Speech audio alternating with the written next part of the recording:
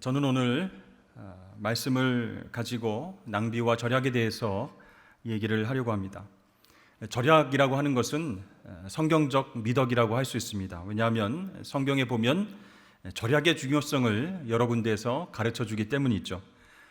예수님께서 오병이어의 기적을 일으키셨을 때 그 현장에서 예수께서는 버리는 것이 없도록 잘 거두라 이렇게 말씀하셨습니다. 그래서 12광주리에 차고 넘치도록 제자들이 다 거두어 왔죠. 종교개혁자 칼빈은 바로 여기에서 절약의 정신, 저축의 정신을 찾아내었습니다. 그래서 우리가 예수님의 뒤를 따르는 제자라면 절약해야 됩니다. 저축해야 됩니다. 이렇게 가르쳤습니다.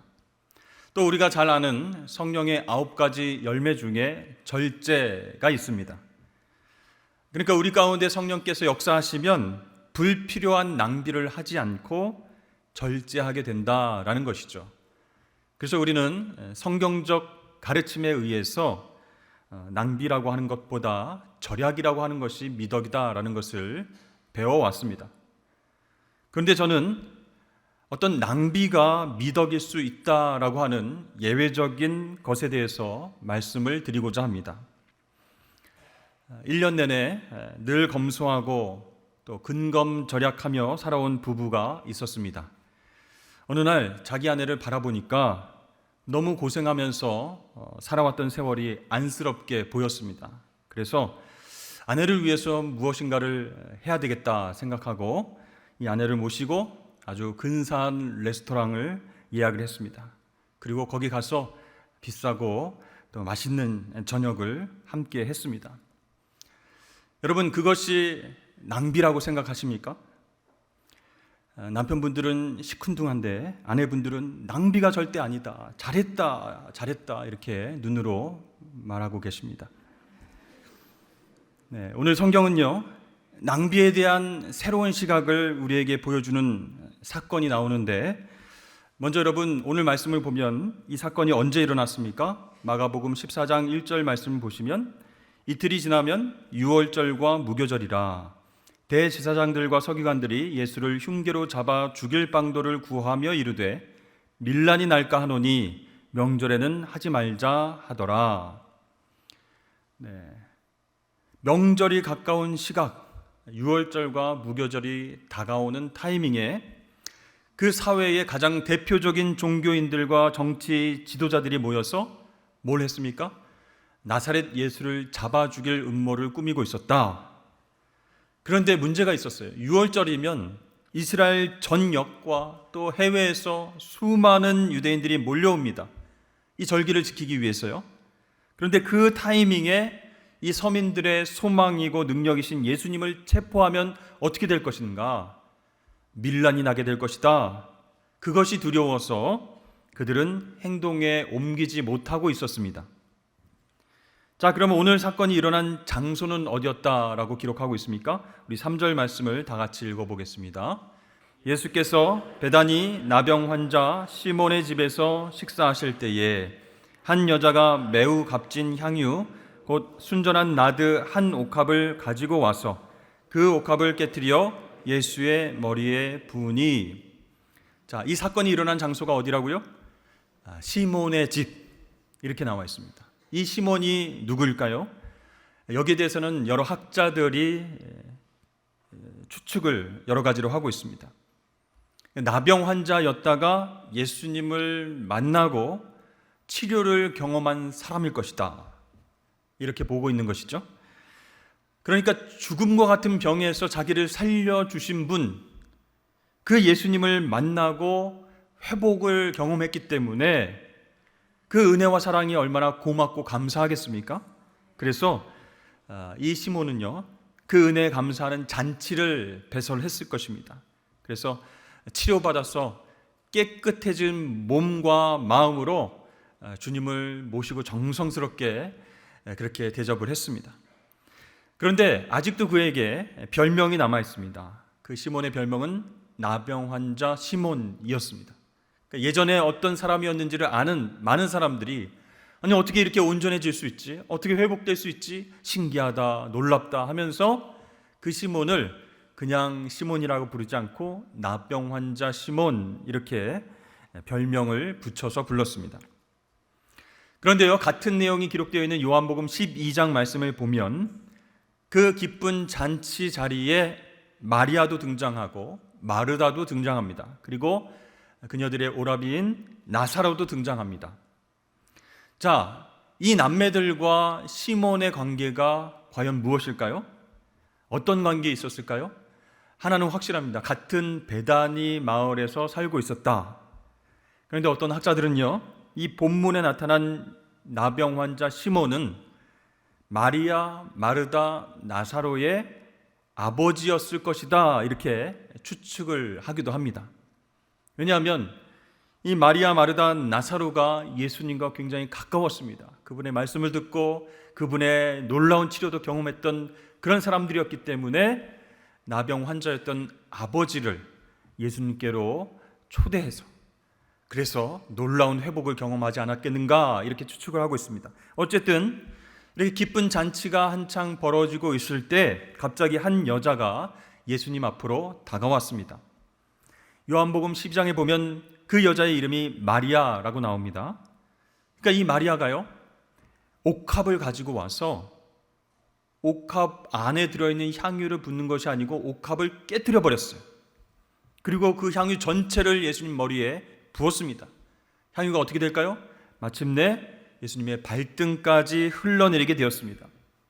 바로 이 장면에서 흥분한 사람들이 있었습니다. 본문 4절 말씀 한번 보여주시죠. 어떤 사람들이 화를 내어 서로 말하되 어찌하여 이 향유를 허비하는가 이렇게 흥분해서 얘기하고 있죠. 당신은 어째서 이런 고급 향유를 낭비할 수가 있는가? 이것은 헌신이 아니고 섬김도 아니고 낭비다 이렇게 비난하고 있습니다. 그 다음 절에 보면 이 향유가 어느 정도의 가치가 있는지를 우리에게 보여주고 있죠. 이 향유를 300데나리온 이상에 팔아서 가난한 자들에게 줄 수 있었겠도다 하면서 이 여자를 책망하고 있습니다. 이 여인을 책망하고 비난하는 데 앞장섰던 사람의 이름이 가롯 유다라고 요한복음에 나옵니다. 그 당시 노동자가 하루 열심히 일해서 받는 품삯이 한 데나리온입니다. 그러면 여러분 300데나리온이면 얼마나 일을 해야 될까요? 300일을 일해야 되겠죠. 거의 1년 품삯에 해당되는 아주 비싼 향유였던 것이죠. 그러니까 아니 그 엄청난 돈을 가지고 가난한 사람들, 수많은 사람들을 도와줄 수 있을 텐데 많은 구제를 할 수 있었을 텐데 이게 웬 낭비냐 이렇게 비판한 것이죠. 여러분 어떻게 생각하십니까? 우리가 느끼기에도 합리적이고 설득력 있는 이야기입니다. 올바른 얘기입니다. 틀린 얘기 아닙니다. 그런데 예수님은 그 자리에서 유다의 편을 전혀 들지 않으셨다는 것이죠. 우리가 생각할 때도 이 여자의 행위는 상식적으로 낭비입니다. 아니 향유 조금만 덜어내서 그것을 예수님 머리에 부어드리면 어땠을까? 그리고 나머지는 또 팔아서 많은 가난한 사람들을 구제하면 얼마나 좋았을까? 상식적으로 틀린 얘기가 아니라는 것이죠. 그럼에도 불구하고 예수님은 이 여자의 편을 드셨습니다. 그리고 이렇게 말씀하십니다. 예수께서 이르시되 가만두라. 너희가 어찌하여 그를 괴롭게 하느냐? 그가 내게 좋은 일을 하였느니라. 무슨 일을 했다고요? 좋은 일을 했다라고 예수님이 말씀하셨어요. 원어와 또 영어 성경을 찾아보니까 이 좋은 일이라고 하는 단어를 아름다운 일, a beautiful thing 이렇게 번역하고 있습니다. 그러니까 예수님이 매우 역설적인 단어를 쓰신 거예요. 그것은 아름다운 낭비다, 거룩한 낭비다. 여러분 낭비하고 아름답다라고 하는 말, 낭비하고 거룩하다는 말, 여러분 이게 통하는 말이겠습니까? 그러니까 역설적인 단어를 선택하셔서 이 여자를 칭찬하셨다는 것이죠. 여러분 생각해 보십시오. 낭비는요 분명히 죄악입니다. 낭비벽이 있는 사람들은 필요하지도 않는데 순간순간 갖고 싶다라는 그런 소유욕으로 인해서 물건을 사기도 하고 쌓아놓기도 하는 것이죠. 그것이 정말 죄악으로 번질 수 있는 분명한 여건이 있는데 어째서 예수님은 이 여인의 낭비를 아름답다 이렇게 칭찬하셨을까?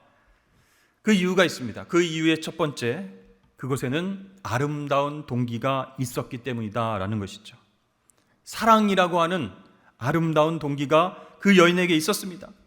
계산을 초월한 사랑의 동기로 그 향유를 아낌없이 예수님 머리에 부었던 것이다 라는 것이죠. 여러분, 사랑하면 계산을 초월합니다. 여러분, 사랑해 보셨습니까? 사랑에 빠져보신 경험이 있으십니까?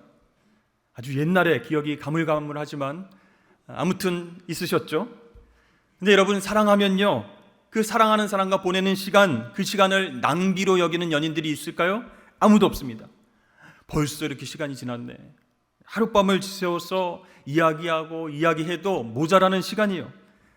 그러니까 사랑에 빠지면 시간을 낭비로 생각하지 않는다라는 것입니다.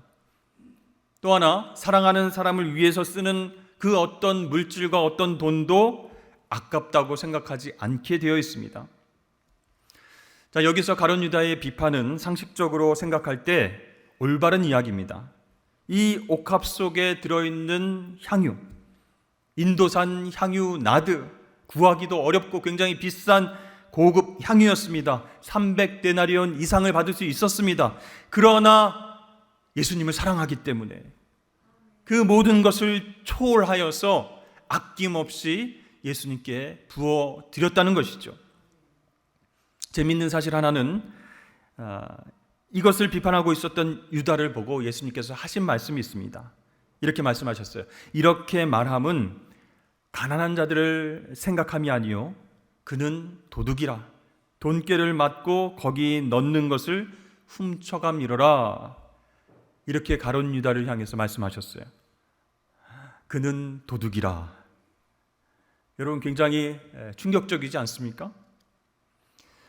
우리 가운데서도요, 겉으로 가장 합리적인 단어를 쓰고 가장 사회 정의에 민감한 것 같지만 사실은 딴 생각이 있는 사람들이 있습니다. 도둑 같은 마음, 기회만 있으면 내 것으로 가져오려고 하는 그 마음, 그런 마음을 가진 사람들이 다른 사람 헌신하는 것을 못 보는 거예요. 그래서 비판하는 겁니다.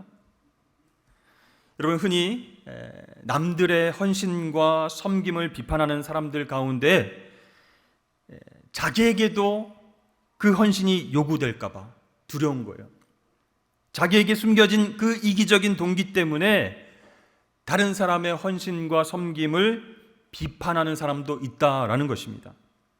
가룟 유다가 그랬다는 것이죠. 그런데 여러분, 사랑하면 이 모든 계산은 초월된다라는 것입니다.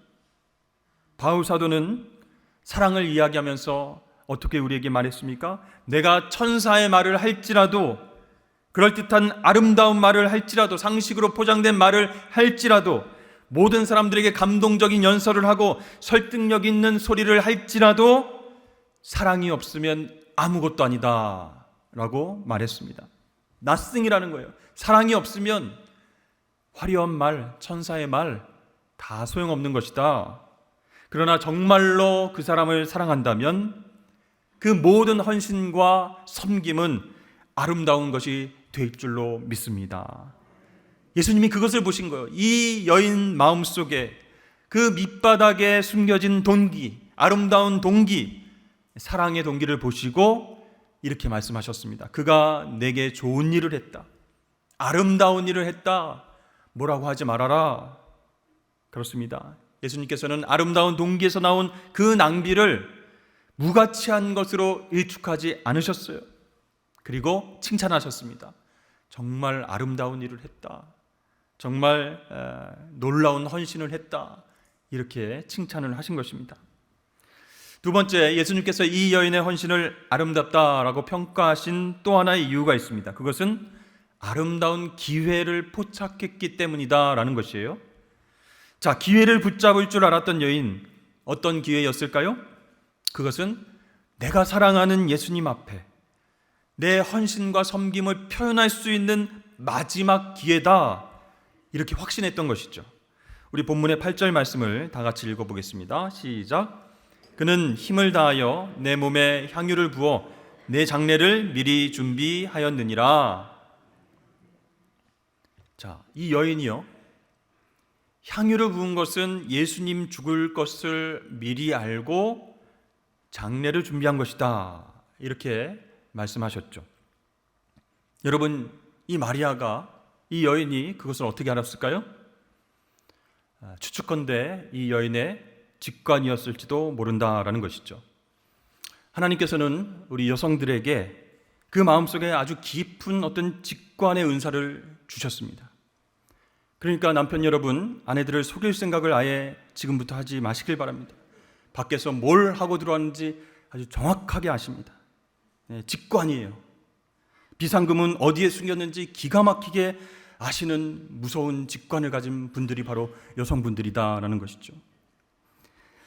네, 직관으로 그것을 알았을까요? 여러분 어떻게 생각하십니까? 종교개혁자 칼빈은 이 말씀을 주의하면서 그 여인이 옥합을 깨고 향유를 부어서 예수님의 장례를 준비한 것, 돌아가시기 전에 그분 앞에 마지막 사랑을 표현하고 싶어 했던 것, 그것은 성령의 인도였다. 다만 이 여인은 그 성령의 인도함에 민감했고 순종했을 따름이다, 이렇게 칼빈은 말했습니다.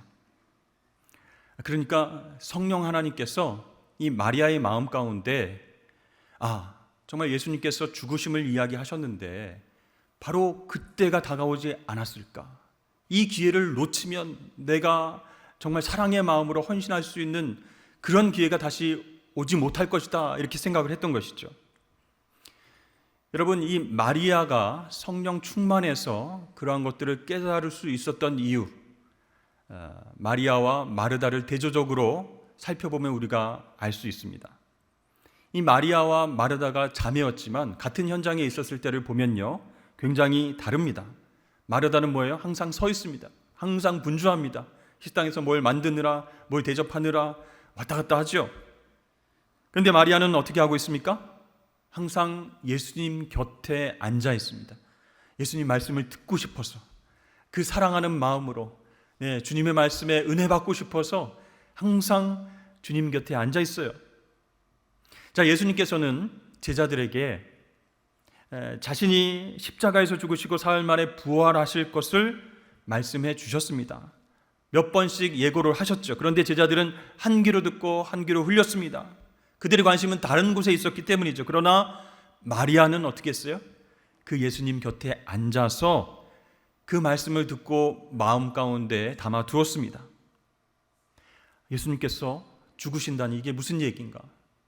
그런데 다시 살아나신다니 이건 또 무슨 얘기인가 하면서 그때가 가까운 모양이다, 이렇게 직감을 하게 된 것이죠. 성령께서 깨닫게 해주셨을 때 주님께서 떠나시기 직전에 내가 내 마음속에 있는 사랑을 표현해야 할 마지막 기회다, 이렇게 생각을 했다는 것이죠. 사랑하는 여러분, 한번 상상해 보십시오. 내 남편, 내 아내가 인생의 마지막 여정을 걸어가고 있다면 그 사랑하는 남편과 사랑하는 아내 앞에서 사랑의 표현을 하는 것, 그것이 낭비이겠습니까? 여러분, 우리에게 항상 기회가 있는 것이 아니라는 것이에요. 봉사하고 헌신할 때 해야 됩니다. 할 수 있을 때 해야 된다는 것이에요. 왜냐하면 기회가 항상 있는 것은 아니기 때문입니다. 여러분, 우리가 전도하다 보면 이런 분들을 많이 만나죠. 차차 믿겠습니다, 이렇게 말하시는 분들이 많이 있습니다. 또 헌신합시다 이렇게 말하면 헌신도 차차 하겠습니다, 다음에 하겠습니다, 이렇게 말합니다.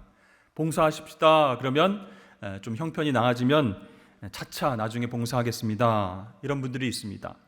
그런데 여러분, 지옥이 뭔지 아십니까? 차차 믿겠다, 차차 봉사하고 차차 헌신하겠다고 하는 사람들이 아차차 이렇게 하고 가는 곳이 지옥이다라는 말이 있습니다. 여러분, 기회가 우리에게 항상 있는 것이 아닙니다. 우리가 할 수 있을 때 해야 우리의 마음과 사랑을 다해서 주님을 섬기게 될 줄로 믿습니다. 옛날 그리스의 한 거리에 동상이 하나 있었는데 굉장히 특이한 동상이었습니다. 이 동상에는 어깨와 발에 날개가 달려 있습니다. 그리고 앞머리는 수풀처럼 무성하고 뒷머리는 머리가 없어요. 대머리입니다. 그 동상 아래에 다음과 같은 글귀가 쓰여져 있습니다. 그대의 이름은 무엇인가? 기회이다. 왜 그대는 날개를 발에도 달고 있는가? 빨리 날아다니기 위해서다. 그대의 앞머리는 왜 그렇게 무성한가? 내가 올 때 사람들이 쉽게 붙잡을 수 있도록 앞머리는 길다. 그럼 그대의 뒷머리는 왜 대머리인가? 내가 지나가면 다시는 붙잡을 수 없기 때문이다. 이런 글귀가 그 동상 밑에 새겨져 있습니다. 여러분, 헌신할 수 있는 기회, 봉사할 수 있는 기회, 사랑할 수 있는 기회, 내 마음을 바칠 수 있는 기회, 그 기회가 지나가기 전에 이 마리아는, 이 여인은 주님께 헌신했습니다. 아름다운 일, 거룩한 낭비를 했습니다. 이 여인은요, 정말 잃어버려서는 안 될 그 기회를 포착하고 주님께 나와 아름다운 헌신을 하게 된 것이죠. 세 번째로 예수님께서 이 여인을 칭찬하신 이유는 무엇인가? 그것이 아름다운 최선이었기 때문이다 라는 것이죠. 자, 처음에는 아름다운 동기가 있었습니다. 사랑하는 마음의 동기. 두 번째는 아름다운 기회를 붙잡고 그렇게 나아갔죠. 세 번째는 아름다운 최선을 예수님께 바쳤다라는 것이죠. 마리아는 생각했습니다. 내가 어떻게 하면 주님을 기쁘시게 해드릴 수 있을까? 이제 마지막 때가 가까운 것 같은데, 죽음으로 나아가신다고 하는데 내가 어떻게 하면 주님을 기쁘시게 해드릴까 고민했습니다. 그런데 현실을 보니까 아무것도 없는 거예요. 지금 내가 가지고 있는 현금도 없고, 그래서 주님께 드릴 그런 것도 없고, 그러나 그녀는 물러서지 않았습니다. 그러면 말재주로 주님을 재밌게 해드릴까? 그런 은사도 없어서 어떻게 하지 고민하고 있을 때 생각난 것이 바로 옥합이었습니다. 장롱 속에 고이고이 감춰둔 향유가 들어있는 옥합이 생각이 났습니다. 아마 이 옥합은 그녀의 결혼 준비를 위해서 소중하게 보관하고 있었을 것입니다. 이 옥합, 그 안에 들어있는 향유, 너무나 비싸고 소중한 것인데 지금 이 기회가 아니면 예수님을 기쁘시게 해드릴 방법이 없다라고 판단을 했습니다. 그런 생각을 갖게 되자 그 다음은 중요한 것이 아니었습니다. 그녀는 성령님의 인도하심을 쫓아서 옥합을 들고 예수님 앞으로 나아갔습니다. 그리고 어떻게 했습니까? 옥합을 깨트렸습니다. 옥합의 뚜껑을 열어서 부은 것이 아니고 깨트렸어요. 여러분, 옥합 안에 있는 이 향유를 붓는 방법이 몇 가지가 있습니다. 옥합 위에 뚜껑을 살짝 열 수 있죠. 그래서 조금만 부어도 그 향기가 엄청나기 때문에 야, 이거 참 헌신을 잘했다 이렇게 칭찬을 받을 수도 있어요. 또 어떤 방법이 있습니까? 뚜껑을 열고 다 향유를 쏟아붓습니다. 그러면 그 옥합은 다시 다른 향유를 집어넣든지 사용할 수 있다는 것이죠. 그런데 어떤 방법을 택했습니까? 이 여인은 자기가 최고로 사랑하는 사람, 존경하는 예수님에게 마지막 영원한 기회일지도 모른다라고 생각해서 이 옥합의 목 부분을 깨트렸어요. 그러면 어떻게 됩니까? 다시는 옥합으로서는 쓸 수가 없다는 얘기예요. 그러니까 이 여인이 옥합을 깨트리는 행동은 오직 예수님에게만 드리기 위해서 그렇게 한 일이다라는 것이에요. 오직 예수님에게 내가 가진 전부를 드리겠다, 그런 결단의 행동이었어요. 예수님께서 보시고 얼마나 감동하셨을까요? 이 마리아의 헌신이 부분적인 헌신이 아니었다라는 거예요. 그 가정의 형편도 아시고 힘들게 살아가는 그런 모습도 잘 아시는데 엄청나게 비싼 그런 향유가 들어있는 옥합을 깨뜨렸어요. 온전히 주님을 위해서 다 쏟아부었습니다. 그것은 자신의 전 존재를 드렸다라는 것을 예수님께서 아셨기 때문에 칭찬하신 거예요. 이 여인이 한 일은 모든 사람들이 알아야 된다, 이렇게 칭찬을 하셨습니다. 우리 8절 말씀을 보시면 그는 힘을 다하여 내 몸에 향유를 부어 내 장례를 미리 준비하였느니라. 어떻게 해요? 힘을 다하여. 그냥 살짝 뚜껑을 열어서 조금 덜어서 예수님께 부어드린 것이 아니고 힘을 다하여 부분이 아닌 전체를 바치는 헌신의 모습으로 그렇게 향유를 부었다라는 것입니다. 여러분, 주일만 주님의 날이 아니죠. 월요일, 화요일, 수요일, 목요일, 금요일, 토요일 다 주님의 날입니다. 그러나 우리가 구체적으로 하루를 드림으로써 전체 시간의 주인 되신 분이 바로 예수님입니다라는 것을 인정하는 마음으로 우리가 주일날 예배를 드립니다. 그리고 헌신하고 봉사를 하는 것입니다. 예수님께서는요, 우리 마음의 중심을 보시는 거였어요. 그래서 정말 부분적으로 헌신을 하고 있는가, 잠깐 동안 왔다가 예배 드렸습니다 주님 하고 의무적으로 그렇게 나아가는 사람인가, 아니면 내 삶의 전체를 주님께 드리는 헌신인가, 그 마음의 중심을 보신다는 것입니다. 리빙스턴 선교사님이 아프리카의 어떤 추장에게 복음을 전하고 그분이 예수를 믿게 됐습니다. 예수를 믿고 나니까 이 추장이 너무나 감사한 거예요. 기쁨이 넘치는 거예요. 그래서 선교사님을 찾아왔습니다. 선교사님, 제가 예수를 믿고 나니까 너무 기쁘고 너무 좋아요.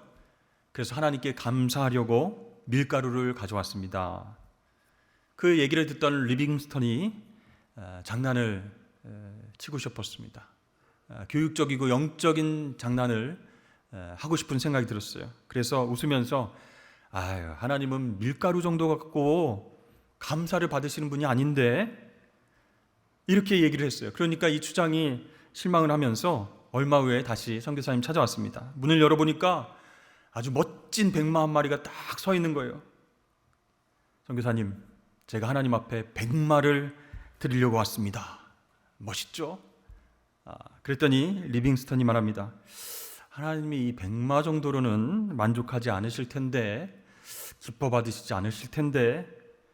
그러니까 이 추장이 더 근심을 하면서 걱정을 하면서 돌아갔어요. 얼마 후에 다시 나타난 이 추장이 선교사님 이거요 하면서 조그만 머리핀을 내밀었습니다. 그것은 뼈로 된 것인데 이 추장의 권위와 명예를 상징하는 소중한 것이다 라는 것이에요. 이제는 하나님께서 이것은 받아주시겠지 생각하고 선교사님의 입을 바라봤습니다. 근데 선교사님 뭐라고 얘기합니까? 하나님이 머리핀 가지고 이걸 안 받으실 텐데, 이렇게 말을 하니까 이제 막 추장이 화가 나는 거예요. 선교사님, 그러면 나는 아무것도 없어요. 이제 나밖에 없어요. 나. 그때 바로 리빙스턴이 이렇게 얘기했습니다. God wants you. 하나님은 당신을 원하십니다. 이렇게 얘기를 했다고 합니다. 여러분, 맞습니다. 하나님은 저와 여러분을 원하시는 줄로 믿습니다. 여러분이 소유한 그 어떤 것이 아니라 여러분 자신을 원하신다는 거예요. 존재 전체를 원하시는 거예요. 그러므로 우리의 헌신은, 우리의 섬김은 바로 우리 자신을 드리는 아름다운 고백이어야 할 줄로 믿습니다. 로마서 12장 1절 말씀에 너희 몸을 하나님이 기뻐하시는 거룩한 산제물로 드리라 말씀하셨어요. 여러분, 한번 대답해 보십시오. 우리의 몸을 하나님 앞에 살아있는 제사로 드릴 수 있으시겠습니까? 예수님께서 나를 사랑하시고 나를 위해서 십자가에서 지신 전체를 주셨다면 가능하다는 거예요. 그렇습니다. 예수님이 먼저 자신의 옥합을 깨뜨리셨어요. 주님이 먼저 자신의 옥합을 깨고 자신의 살을 찢고 자신의 생명을 버리시고 피 흘려서 저와 여러분을 구원해 주신 줄로 믿습니다. 그렇다면 이제 저와 여러분이 우리의 옥합을 깨뜨릴 차례예요. 나를 위해서만 사용되는 그 이기적인 시간, 그 옥합을 깨고 내 시간을 구체적으로 주님 위해서 쓰시길 바랍니다. 그리고 나를 위해서만 사용되던 내 물질, 그 재물, 그 옥합을 깨뜨리고 하나님과 하나님 나라를 위해서 헌신하시길 바랍니다. 오늘 여러분들의 옥합은 어디에 있습니까? 꽁꽁 숨겨준 그 장소가 어디입니까? 여러분들이 깨뜨려야만 할 여러분의 옥합은 과연 무엇입니까? 코로나가 완전히 지나가면 그때 깨뜨리겠습니다. 형편이 좀 나아지면 그때 헌신하겠습니다. 조금 여유가 좀 생기면 그때 현장으로 나와서 예배드리겠습니다 라고 하지 마시고 예수님께서 기뻐하실 거룩한 낭비를 지금 당장 결단하시길 주의 이름으로 축복합니다. 여러분, 말씀과 기도의 자리에 나오십시오. 헌신하십시오. 나의 새벽 시간, 나의 저녁 시간 거룩한 낭비로 그 향유를 흘려 보내십시오. 얼마나 많은 기회가 있는지 모릅니다. 어머니 기도회, 중보 기도회, 전도대, 목자 연수, 새벽 기도회, 수요 예배, 금요 성령 집회, 위드 봉사, 기회가 지나갈 수 있다라는 것이에요. 여러분, 우리가 다음에 하지요, 차차 하지요 라고 했는데 정말 예수님을 예배하고 기도하고 섬기고 전도할 기회가 훅 하고 지나갈 수 있다라는 것이죠. 사랑하는 성도 여러분, 오늘 한 여인의 옥합을 깨뜨려서 향유를 완전히 예수님께 부은 이 사건을 통해서 우리도 아름다운 일을 할 수 있다, 우리도 거룩한 낭비를 할 수 있다 믿으실 수 있기를 바랍니다. 그래서 예수님께서 기뻐하시는 정말로 신앙의 성숙한 모습을 통해서 많은 이들에게 그 향기를 흩트릴 수 있는 저와 여러분 되시길 주의 이름으로 축복합니다.